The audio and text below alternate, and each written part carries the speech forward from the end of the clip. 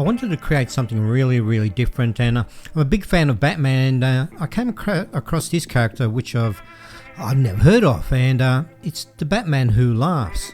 Now, I did print him on my 3D printer, and originally it was a 3-piece kit, and the head actually came in 2 pieces, and unfortunately the head didn't come out too well. Just the way I had the supports on there came up a bit rough on there, so I wasn't happy with it. So I grabbed the 2 pieces together in Blender, I put them together, and then imported it into the Chitter box.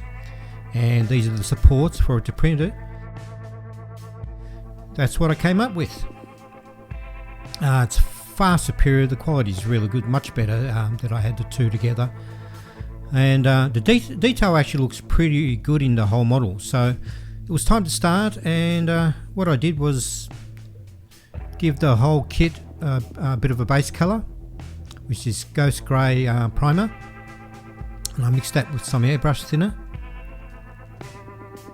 and it's pretty much a 50-50 mix.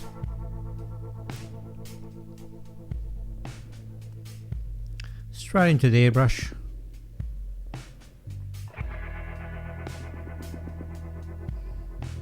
and a quick coat to make sure it's nice and even.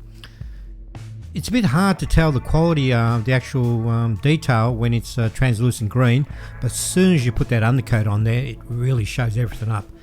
Really happy with the quality of the print in this. Now, I'm very new to 3D printing, so I have gone through a few headaches to try and get them right. And we need the hairdryer to speed up the process. It's one of my most used tools in my kit building. And now I'm giving the face a bit of a white coat. We're using Insignia white.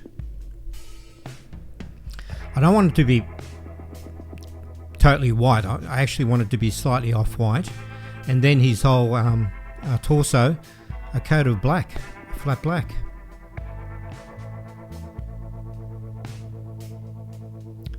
The hairdryer again.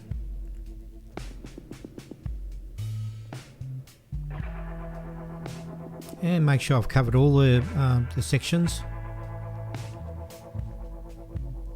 And usually I have to use the hairdryer a number of times. And what I'm doing now is going to add a bit of warmth to it, I guess, with this yellow, the Vallejo transparent yellow. It's not really warmth, it's more like depth, because the red here, the transparent red, gives it a bit more warmth. Now, you've got to do it in sections at a time and dab it off with the makeup sponge fairly quickly.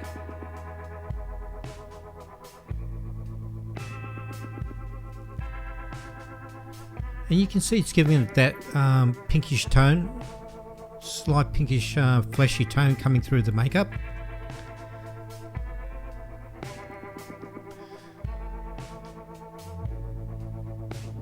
And now I'm going to paint the gums, and I'm just using the red here. We're going to get right in there.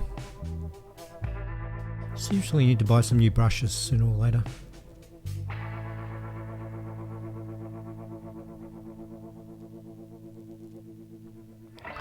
Once we've done that, and we've got a nice even coat over it, I'm going to add a bit of white grey to the teeth.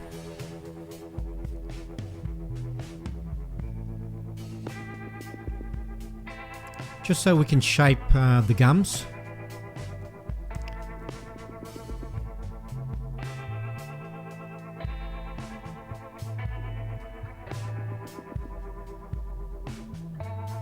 And once we've dried that off once again, I'm going to get in there with the transparent yellow once again and paint over his teeth just to give it that really gnarly look to it.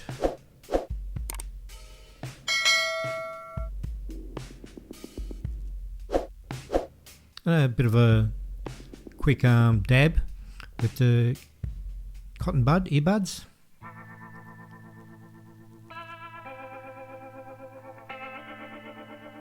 And you can see it's looking pretty sickly. Now what I'm doing is using the white grey again, and I'm moving in right on the ends of his teeth.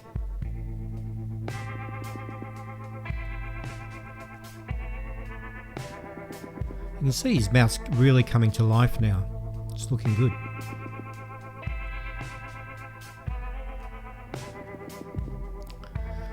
Now I'm using transparent red here, and I'm making a bit of a mess of his mouth because he drools a lot, and for some reason he drools makeup, red lippy. Now using this and the combination of the white, and of course with the earbuds there,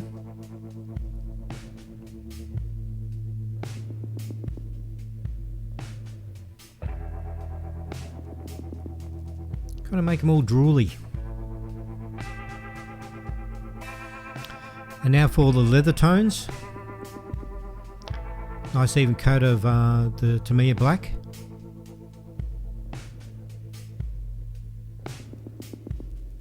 And go right through his whole head, his cowl.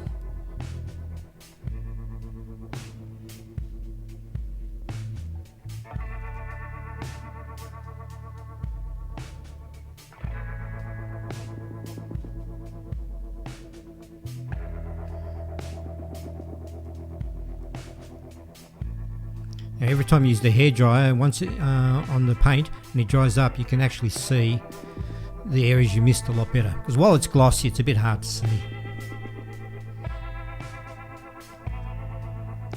And now using the gunmetal, I'm going to actually paint up his, I guess it's a crown of thorns, for lack of a better description.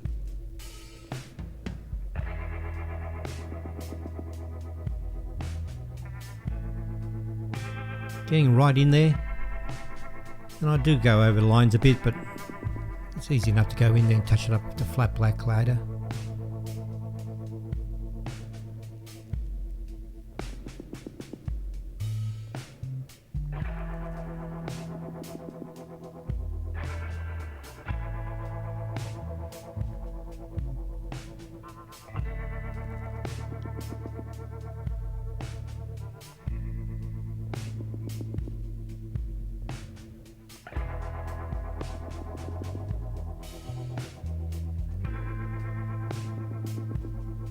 This area is a bit fiddly, but it's well worth the time.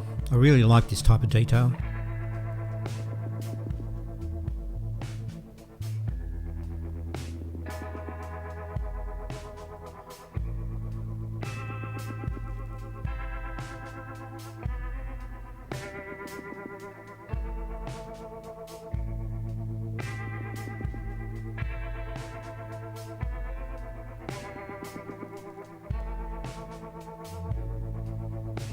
And like I mentioned earlier, some of the touch-ups.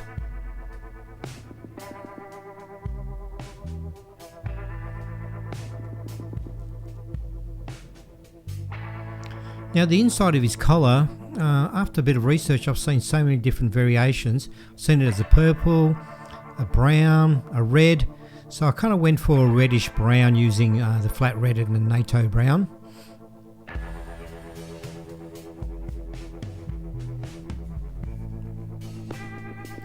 And then all the steel bits, I've gone in with the gunmetal.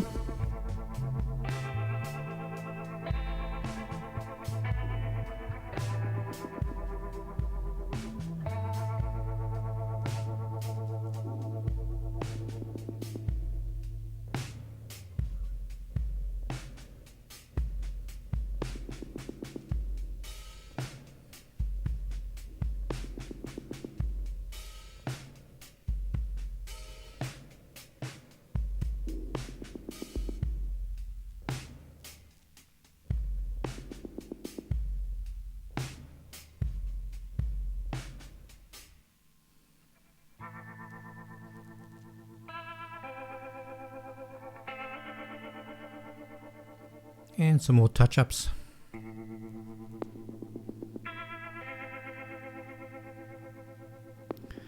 Now I'm going to give the whole torso and his head a coat of burnt umber. Now this is just a cheap watercolour that I bought years ago. Sorry.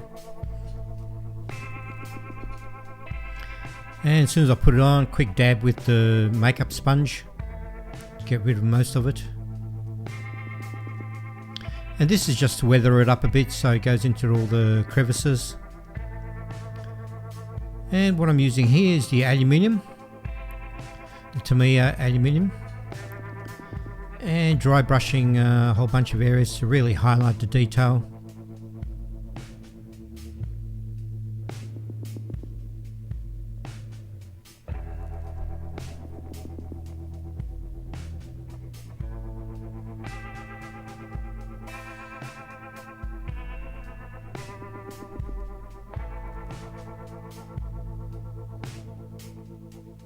And this technique, this dry brushing technique, is really bringing out all the details. Looking great.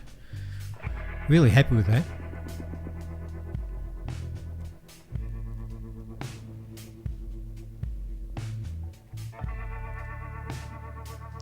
Now I'm just using a flat red, and that is dry brushing, so it brings up all the detail inside his collar.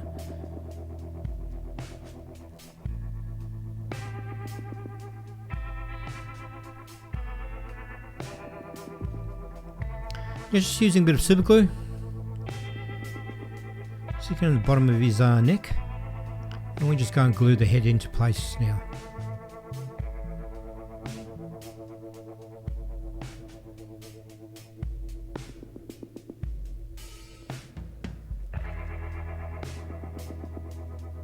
Now I wanted to put him on a base, and this is the base that I created in a 3D program, and I used a piece of software called Blender. Now this was a 3D model that I downloaded, but then I did add the plaque and the text to it, so that was a bit of fun for me. It was a new technique that I learned in 3D, and I know very little about 3D programs. And this is Tutorbox. This is the software you need to use to actually print. And there you can see the finished result there with my added little bits and pieces. Now, unfortunately, after I printed, I didn't clean it that well, so I had a bit of residue left over. But it turned out pretty good because it added a bit of texture. It's supposed to be a bit stony. So here I'm actually giving a bit of primer, with the Ghost Grey. The good old hairdryer to speed up the process.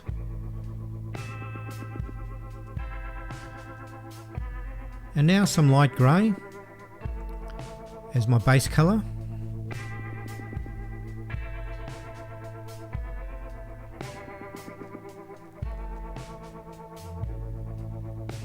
And the hairdryer.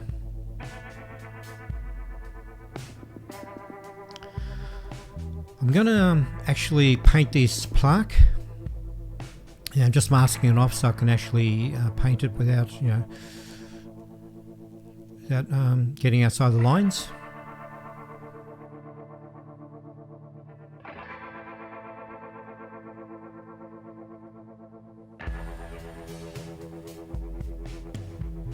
And I probably should have thought through this process a little bit better, but I'm here just sand brushing it in using gunmetal.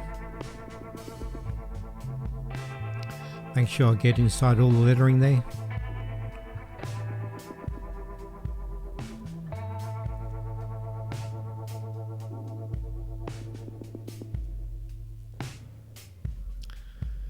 And taking off the masking tape, unfortunately it also took off some of the paint. Oops, bit of touch up.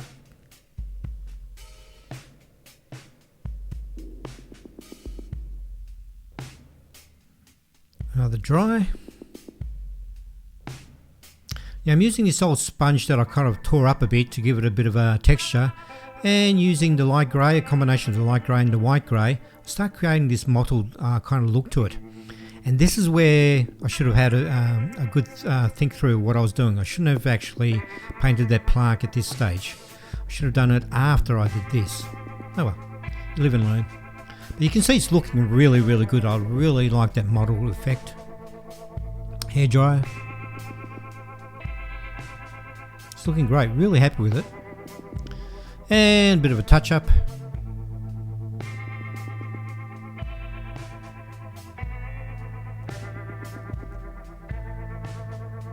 And really happy with the overall look of it, the texture of it. Now what I'm doing here is using the burnt umber again, or sorry, raw umber, and give it a complete wash. It's been thinned down with water, and I'm going to weather it up a bit, make sure I get right inside all the crevices. A complete cover all over the lettering, the plaque.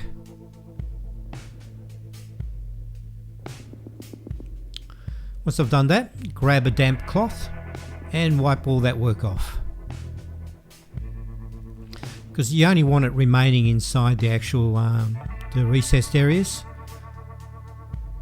And this, you can see it's brought it to life. It's looking really, really good. Now I decided to use the Soilworks oil wash around the lettering, just so it makes the lettering punch out a bit more.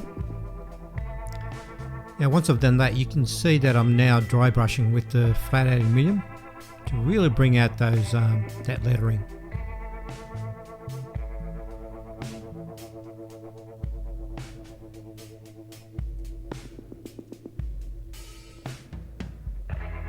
I'm really happy with the way that's turning out. Now I'm using the grey again, the combination of the two greys, and I'm doing that to actually highlight the edges, and just brushing along the raised areas.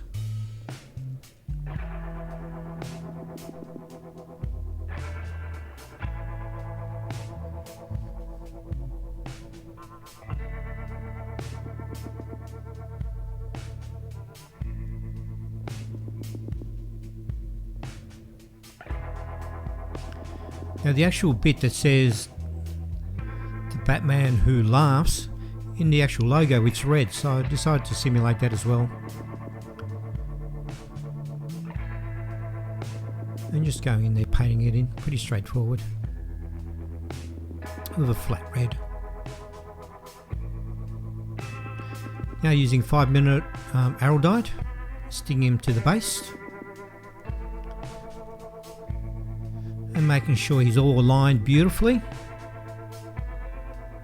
I think it's time for the hero shots.